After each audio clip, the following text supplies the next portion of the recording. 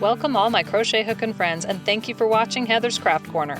I'm Heather and this is Crochet Basics Lesson 3, Single Crochet. It's important to note that this tutorial uses US crochet terms. The single crochet in US terms is a double crochet in UK terms. For today's lesson, you will need yarn and a crochet hook. I'm also going to be using stitch markers. These are optional. However, they do help you identify the end of rows without much thinking, so that's a plus, especially for beginners. If you need tips or recommendation regarding yarn, hooks, or stitch markers, please see Lesson 1. The link is provided below in the description. To begin, we'll need to make a slip knot and a chain. You can find step-by-step instructions on making slip knots and chains in Crochet Basics Lesson 2. If you need that extra help, go ahead and click the link in the description below and come on back when you're ready. Make your slip knot, then we'll need to make a chain. For single crochet, you will need to chain the number of stitches for the row plus 1. The plus 1 is for the turning chain. In this tutorial, I'm making this 20 stitches wide, so I will chain 21.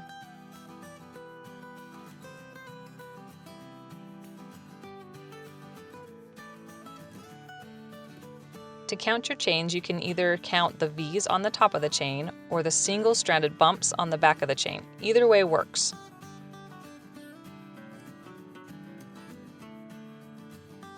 Once you have the correct number of chains, you are going to insert your hook into the second chain from your hook. The chain next to the hook is your turning chain, and it is there solely to provide the height of your stitch. Skip that first chain and insert your hook into the second chain from the hook. You can insert your hook a few different ways. Some people insert it into the middle of the V, some insert it under the V. I choose to turn the chain over and insert it through the back bump. This will give a clean edge to your work. I'll show you this after the first row. Any of these methods will work, just be consistent. To make a single crochet, insert your hook, yarn over, and pull up a loop. There should now be 2 loops on your hook. Yarn over again, and pull through both loops. After your first stitch, I recommend using a stitch marker. This makes it much easier to spot the last stitch of the row, so just insert a marker under the V. Let's slow down a bit and walk you through the single crochet again. Insert your hook, yarn over and pull up a loop. There should be 2 loops on the hook now. Yarn over and pull through both loops.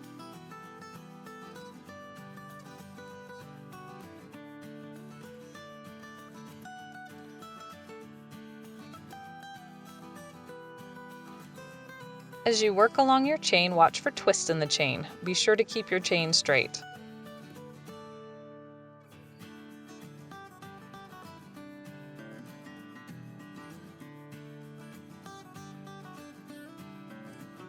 It's important to work to the very last chain. There will be a knot next to the last chain, which is just a slip knot and not another chain.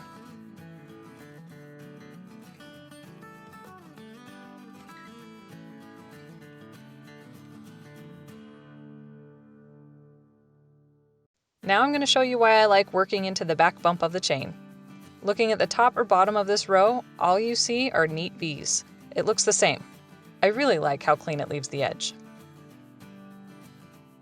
For row 2, turn your work and chain 1 for your turning chain. You're going to insert your hook into the first stitch. It's easy to miss this stitch if you're a beginner or even if you're experienced and just not paying attention.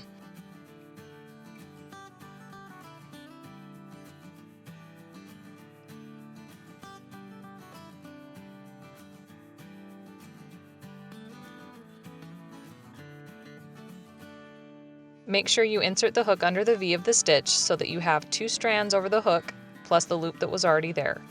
Now grab the yarn with the hook and pull through these 2 strands. Yarn over and pull through both loops.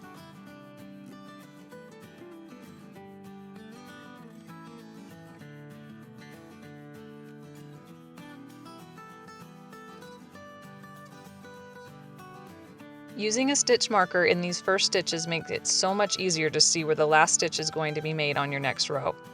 Take the guesswork out of it, make it easy on yourself.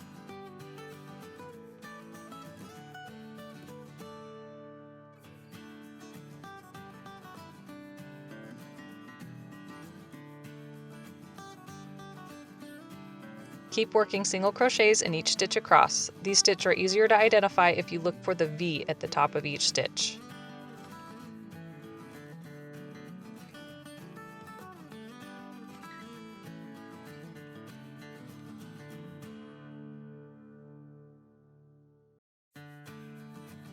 When you get to the end of the row, if you've marked the stitch, it's really easy to see which stitch is the end one.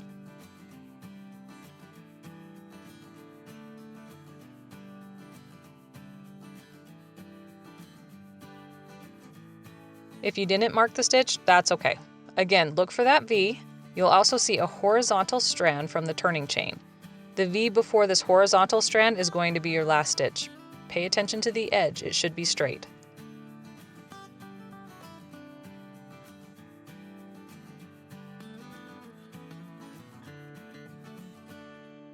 The next row is worked just like row 2. Turn your work and chain 1 for your turning chain.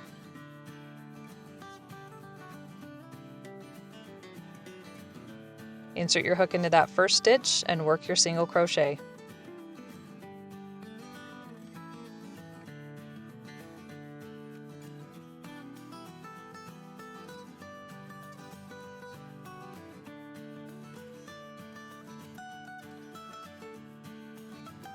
Continue working single crochets across the row and repeat the rows until you've reached your desired length or you feel you've gotten the hang of it.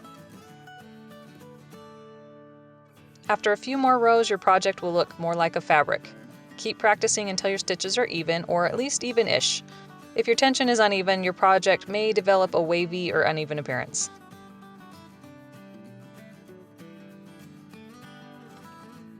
If you notice your project is getting smaller as you go, or your edges look like they tilt inward, you're not working into all of your stitches. You're either missing the last stitch of your row or skipping that first stitch of your row, or both. Stop, undo it, try again, and this time, use the stitch markers. Remember, everyone gets frustrated when they first start crocheting. Keep at it, I promise it will get easier. I hope you enjoyed this video from our left-handed series, because even though they're a little backwards, lefties are people too. Be sure to tune in to Lesson 4 of Crochet Basics. Remember to support my channel by clicking subscribe and ringing the bell. If you liked this video, let others know by giving it a thumbs up and leaving a comment. Happy crocheting!